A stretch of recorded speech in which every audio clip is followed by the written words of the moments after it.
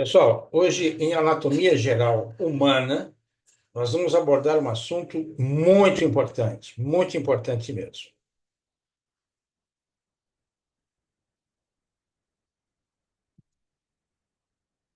Sistema nervoso.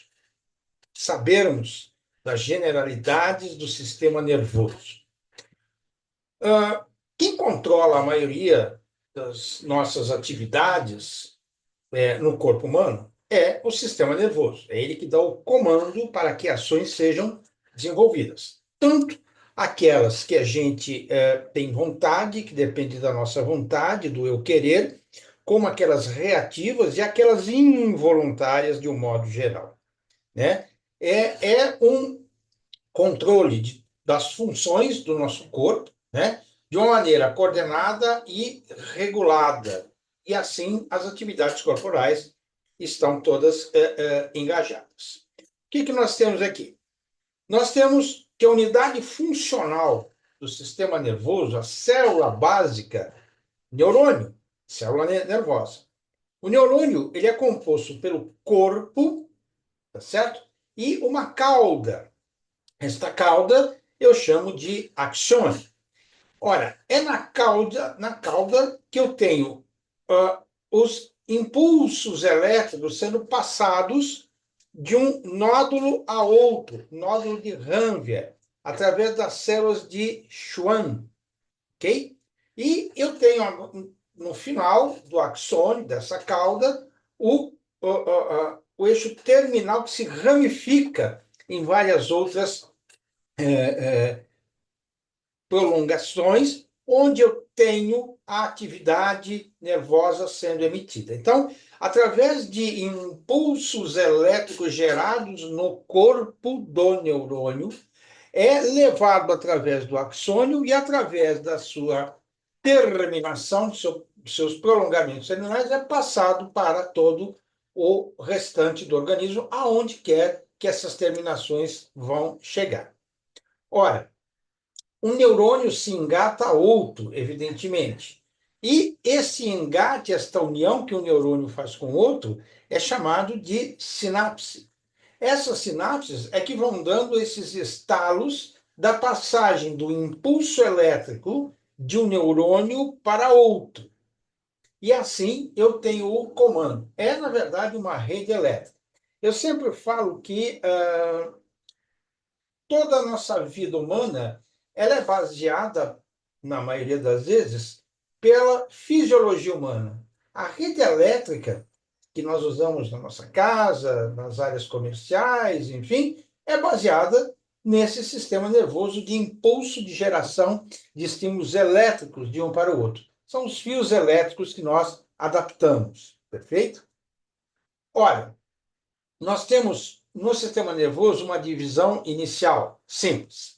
Sistema nervoso central, mais centralizado, mais superior, e o chamado sistema nervoso periférico, que vai para toda a periferia do nosso corpo humano. Lá em cima, no sistema nervoso central, eu tenho as estruturas que dão o comando geral. É o comando do nosso corpo em termos de sistema nervoso e das nossas ações. É lá no cérebro através do sistema nervoso central. Esses impulsos elétricos, tá certo? Essas terminações nervosas que vão passando através de sinapses dos neurônios, vão dar para terminações e prolongamentos cada vez mais distantes, de modo a abranger todas as estruturas do nosso corpo. E tem, então, ao final, as chamadas terminações nervosas, onde toda essa rede elétrica termina nas áreas mais distantes, mais periféricas. Esse sistema nervoso central emite inicialmente esse comando, isso é distribuído para o sistema nervoso periférico, para que seja distribuído para todas as regiões do nosso corpo. Okay? Então, quem distribui a parte que vai distribuir, demandar para todo o nosso corpo é o sistema nervoso periférico. O sistema nervoso central tem três elementos fundamentais: o cérebro, o cerebelo e o tronco encefálico. Ora, quem tem a ordem inicial, quem dá o comando inicial, é o cérebro. Isso é passado através do cerebelo, tronco encefálico e para o sistema nervoso periférico. Então, o sistema nervoso central é constituído inicialmente pelo cérebro, cerebelo e tronco encefálico. O tronco encefálico vai dar condições dessas terminações, não é bem terminações, de toda essa rede elétrica, esse sistema nervoso seja levado para o sistema nervoso periférico e ser distribuído para todo o nosso corpo. Então, lá no sistema nervoso central, é a central de comando que nós temos. Cérebro, cerebelo, tronco encefálico, distribuição do sistema nervoso periférico. Anatomicamente, nós chamamos o sistema nervoso central, as suas estruturas, de encéfalo, né? E o que seria o encéfalo? Seria esses três elementos que acabamos de falar: o cérebro, o tronco encefálico e o cerebelo, certo? Isso tudo, essa parte do nosso cérebro, cerebelo e tronco encefálico, é recoberta por uma membrana de proteção, ok? Então, essa membrana de proteção, ela acaba por recobrir, proteger, tá certo?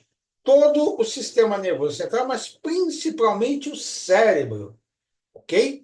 Ora, ela só é removida quando há um acidente, né?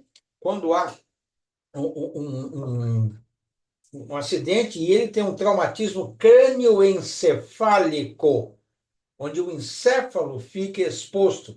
Ele é protegido ainda externamente por quem?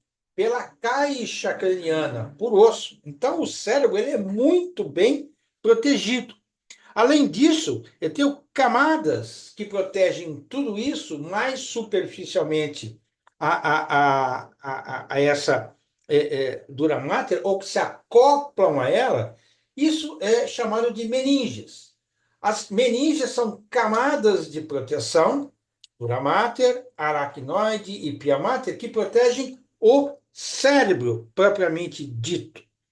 Já na região do sistema nervoso periférico, na região de medula espinhal, que nós vamos ver para frente, eu tenho também essa membrana tripla que protege toda essa estrutura nervosa. É também a meninge, só que aqui é chamada de meninges espinhais, enquanto que lá na região do cérebro é chamada de meninges cranianas. O que são as meninges? São membranas de proteção, uma camada tripla. Então, eu tenho uma camada tripla de proteção ao cérebro, mais uma camada óssea, que é a caixa craniana. Ele é muito bem protegido. Lembrando a vocês que, basicamente, todos os componentes do sistema nervoso central, não importa qual seja ele, desde a parte central até o nervo mais periférico que tem, não pode ficar exposto ao meio externo. O nervo não pode ficar exposto. Exposto, eu tenho alteração dos impulsos elétricos e eu terei muitos problemas em decorrência disso. Perfeito? O cérebro. O cérebro é constituído por essa estrutura onde eu tenho os chamados giros cerebrais. E ali a gente vê estruturas onde eu tenho as sinapses, que vão tendo comandos iniciais, e através da ligação de um neurônio ao outro, através dessas ligações sinápticas, eu vou tendo a distribuição através do cerebelo e tronco encefálico para o sistema nervoso periférico. Esses giros cerebrais correspondem a áreas de comando do nosso corpo. Então, área visual, área auditiva, área da fala, do olfato, do andar, da motilidade intestinal e por aí vai. O cérebro é dividido em hemisfério direito e esquerdo, que corresponde aos comandos do lado direito e esquerdo. O que se acredita é que o lado direito do cérebro comanda o lado esquerdo do nosso corpo. E o hemisfério esquerdo comanda o hemisfério direito, o hemisfério direito comanda o lado esquerdo do corpo. E assim vai. Tá certo? Então, é isso basicamente que nós temos. Tá certo? O chamado córtex cerebral é toda aquela área que corresponde ao cérebro, onde eu tenho as funções que eu acabei de falar. Então, o movimento dos olhos, voluntário, o movimento de sensação, compreensão da linguagem, eu tenho que entender, da memória, da visão, das emoções, de autocontrole. Essas são as funções do cérebro. E essas funções, elas exibem tanto toda aquela parte consciente da minha vontade, quanto parte inconsciente, que não depende da minha vontade, mas que precisam ser realizadas, que precisam ter o seu desenrolar natural, para que o corpo possa continuar sendo funcional, senão para tudo. Então, nos inconscientes, eu tenho, por exemplo, a área da memória, a memória inconsciente. Eu não vou me lembrar porque eu quero. O raciocínio, a inteligência, a imaginação. Já na área consciente, todos os meus atos, movimentos musculares principais, na maioria deles, a sede, por exemplo, isso é consciente, depende da minha vontade, depende do eu precisar e ter vontade de. Deu para entender? O cerebelo, a parte mais inferior, vai ter a função de coordenação do movimentos precisos do nosso corpo. Abrir e fechar o olho, por exemplo, é um movimento preciso. Todos os movimentos precisos dependem do cerebelo, a ordem é do cérebro, mas os movimentos, a precisão dos movimentos do cerebelo. E ele é o responsável pela manutenção do nosso equilíbrio. Quando eu tenho, por exemplo, um problema de desequilíbrio do corpo, eu tenho uma patologia chamada labirintite. O cerebelo tem algum desarranjo. E o que faz o cerebelo em termos de movimentos precisos? Ele controla o tônus muscular, todo o grau de contração dos músculos. O movimento principal dos músculos é a contração. O relaxamento é o posterior à contração. Então, esses movimentos precisos, tá certo? E a manutenção do equilíbrio são de responsabilidade do cerebelo. O tronco encefálico, então, vai começar a sair de lá da caixa craniana e vai começar a jogar todo aquele aparato nervoso, tá certo? Para a região do corpo inteiro. Então, sai do cérebro, cerebelo, vai para o tronco encefálico para ser levado à medula espinhal. Então, levado à medula espinhal para que seja agora levado para o sistema nervoso periférico e daí para todos os lados, cantos do corpo humano. Perfeito? Como é que se faz isso? Sempre, sempre, sempre através da geração dos impulsos nervosos, dos pulos que vai dando de sinapses, tá certo? Levando esses impulsos. Por que é impulso? Porque vai pulsando toda essa rede elétrica de um neurônio para outro, de um sistema para outro. Então, através do cérebro, tronco encefálico, cerebelo, passa para a medula espinhal. A medula espinhal já faz parte do sistema nervoso periférico, certo? Ou não? Produz os estímulos nervosos de controle das atividades vitais. Tronco encefálico, eu estou falando. Movimentos respiratórios, batimentos cardíacos, a tosse, o espirro, o deglutir. Então, isso tudo são estímulos nervosos de atividades ditas vitais. Se eu não deglutir, como é que eu faço? Não é verdade? Se eu não deglutir, isso não vai para o meu esôfago, isso vai para os meus pulmões. Não pode. Pulmões têm que ir somente ar. O espirro é um sinal de tentar jogar para fora algo que está irritando toda a árvore e o sistema respiratório. A tosse é um movimento defensivo de expulsar também do sistema respiratório mais inferior. Tá certo? Os batimentos cardíacos. Então, isso tudo é de responsabilidade, a geração dos impulsos nervosos do tronco encefálico. Aonde foi gerado o comando para esses impulsos elétricos? Cérebro. Cérebro. Ok? A medula espinhal agora, então vai ser aquele cordão que passa por entre um canal medular das vértebras cervical, região do pescoço, vértebra espinhal por toda a área do nosso corpo, abaixo da cervical, torácica, lombar, tá certo?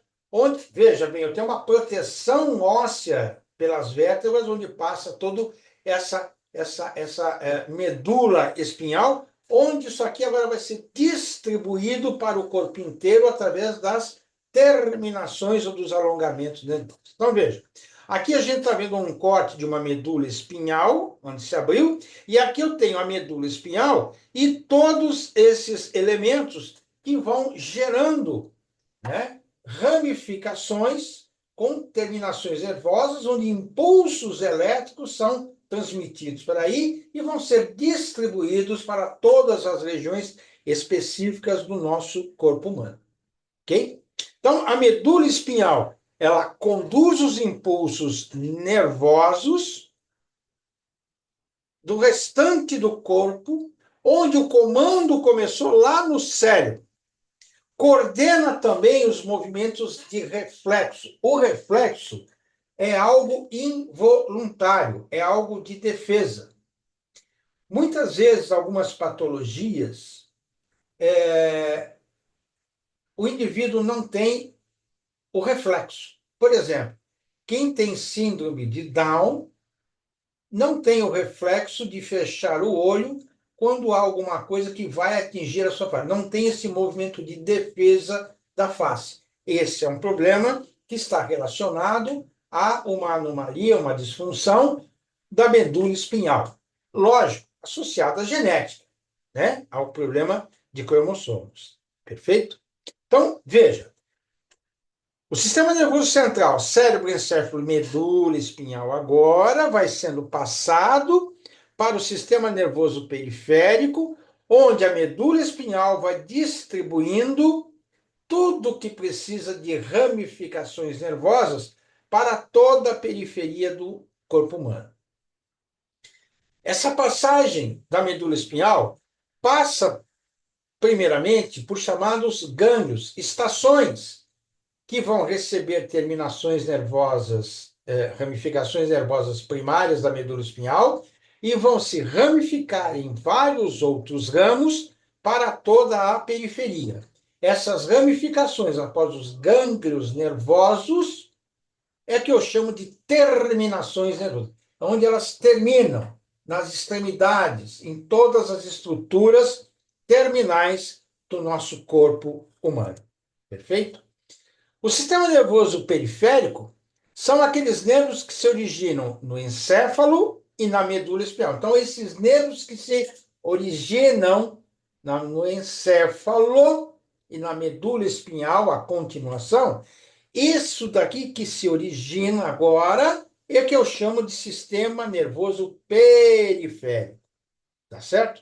Então, qual é a função? A função é de conexão, de levar ramificações nervosas que vieram lá do sistema nervoso central para toda a periferia, para todas as extremidades, para todas as localidades do corpo humano, todos os órgãos, todos os sistemas, todos os tecidos do corpo humano. Este é o sistema nervoso periférico. As terminações nervosas que passam dos gânglios nervosos para todas as ramificações para o resto do corpo. Então, o que eu tenho aqui? O sistema nervoso periférico, na verdade, ele é subdividido em sistema nervoso somático e sistema nervoso autônomo. O que é algo somático? Eu somatizo alguma coisa. É tudo aquilo que eu tenho o meu controle voluntário e consciente. É tudo aquilo que eu quero fazer, que eu falo como fazer, quando fazer e quando não fazer. Eu, por exemplo, faço a regulação dos movimentos da musculatura esquelética. Movimentar braço, membros superiores, membros inferiores, movimentar o pescoço. Eu quero fazer isso. Perfeito? Eu quero. E o sistema nervoso autônomo, o nome está dizendo. Sistema nervoso autônomo é todas aquelas ramificações terminais do sistema nervoso periférico que vão ter nas estruturas, nos órgãos, onde eu não tenho controle próprio, não depende da minha vontade, é um controle involuntário e inconsciente. Controla todas as funções orgânicas do nosso corpo, condições orgânicas internas do nosso corpo. Tá certo? Quem controla isso? Por exemplo, batimento cardíaco comum, né? Também eu tenho sistema nervoso autônomo nesse quesito aqui. Então, sistema nervoso central, cérebro, encéfalo e tronco encefálico. Sistema nervoso periférico, vem lá da coluna espinhal, e aí o que eu tenho? Ele se subdivide em sistema nervoso somático para órgãos e locais, estruturas onde dependem da minha consciência e da minha vontade. E o sistema nervoso autônomo, onde vai levar terminações nervosas, ramificações nervosas, para todos aqueles tecidos, órgãos, localidades, onde o controle é involuntário, não depende da minha vontade, não depende do meu consciente, são inconscientes. Perfeito? Então, um resumo aqui: sistema nervoso é dividido em sistema nervoso central e sistema nervoso periférico.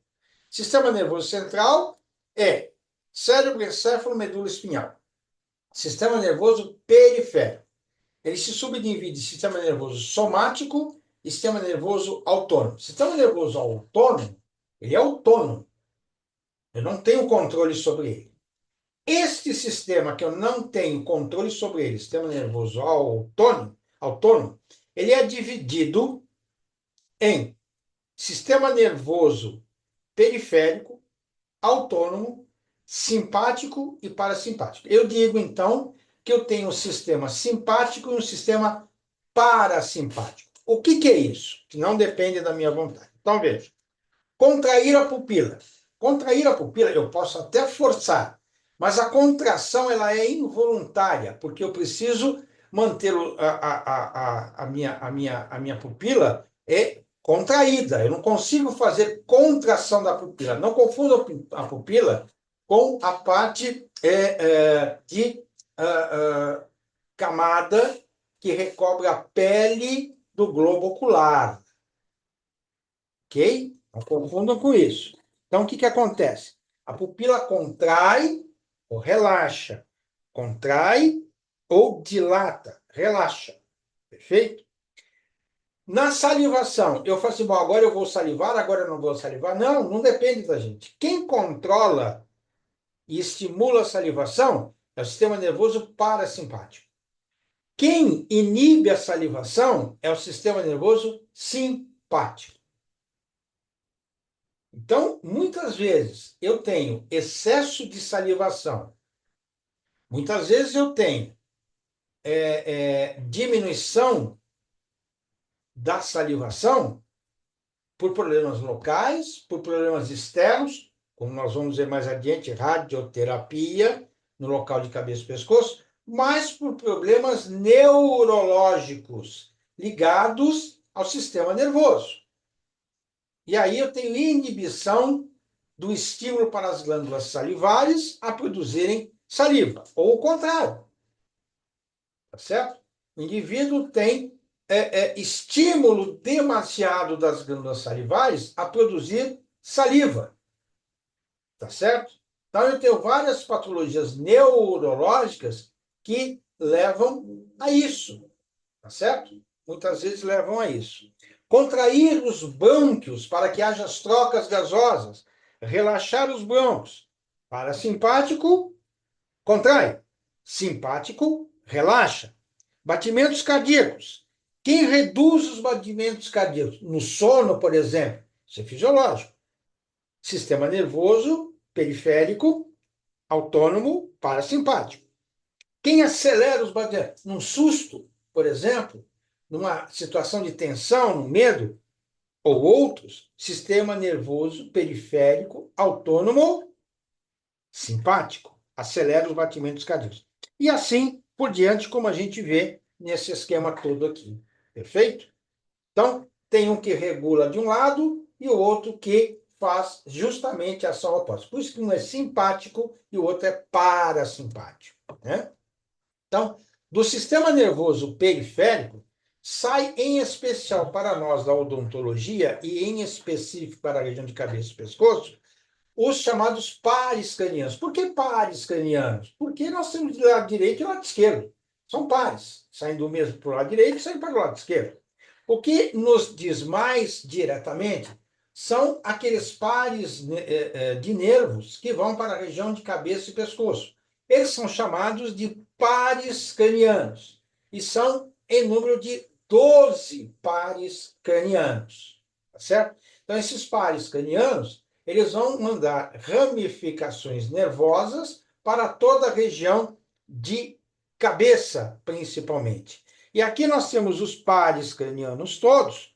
O quinto par craniano é o que nos interessa diretamente, mais diretamente, vamos dizer, que é o nervo trigêmeo, quinto par craniano. Nós temos o sétimo par craniano, que é o nervo facial. O nervo glossofaríngeo, que vai emitir terminações nervosas para toda a região de língua, glosso significa língua, e para a região de faringe. E o nervo hipoglosso, que vai emitir terminações nervosas para toda a região inferior da língua. Perfeito? Então, esses são os chamados pares cranianos que a gente vai ver na aula de anatomia sistema nervoso de cabeça e pescoço. Ok?